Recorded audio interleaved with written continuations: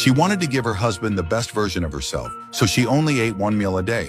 It was her way of keeping her figure. Day after day, no matter how late her husband came home, she always had dinner ready for him. She believed she was the happiest wife in the world, until one day, while folding her husband's clothes, she found a lipstick in his coat pocket. He explained it by saying the plain air was dry and claimed his poor Chinese caused him to buy the wrong thing. She didn't ask more, but a seed of doubt had been planted. That morning, Mary faced a medical incident. As the deputy director, she handled the situation and explained to the police that it was a normal airway intubation procedure. After wrapping it up, she went back to her office. When she untied the scarf her husband had put on her, she saw long hair in a color different from her own. That made her doubt all day long. Then one of her former patients, Kelly, invited her to an art exhibition. Looking at Kelly's hair color, Mary couldn't help thinking about that hair again. And when Kelly made some comments about women's age, it made her wonder even more if her husband had someone new. On her way to pick up her son, Mary ran into Ella, her husband's former assistant director. Ella said that after her divorce, Nick helped her become his secretary,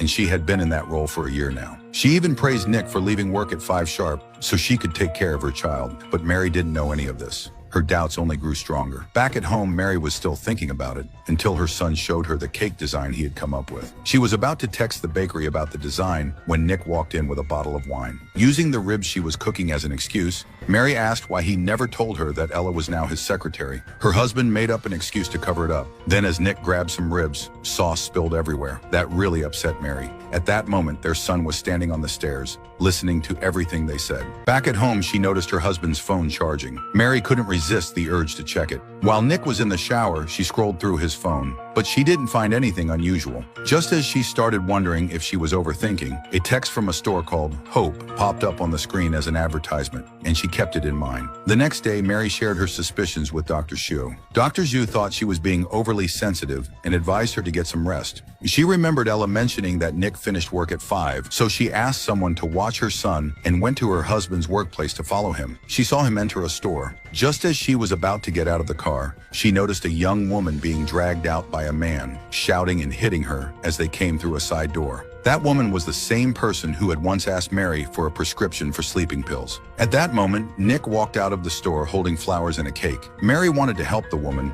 but she had to let it go. When she followed her husband to a nursing home, she realized Nick was visiting his mother. She felt incredibly guilty. She apologized to her husband. 미안. 내가 잠깐 어떻게 됐었나 봐. 선우야, 안 들은 걸 해주라. 너무 민망하다. 쓸데없이 그런 걱정을 왜 해, 바보같이. 이제 괜찮아. 이제 정말 괜찮아졌어.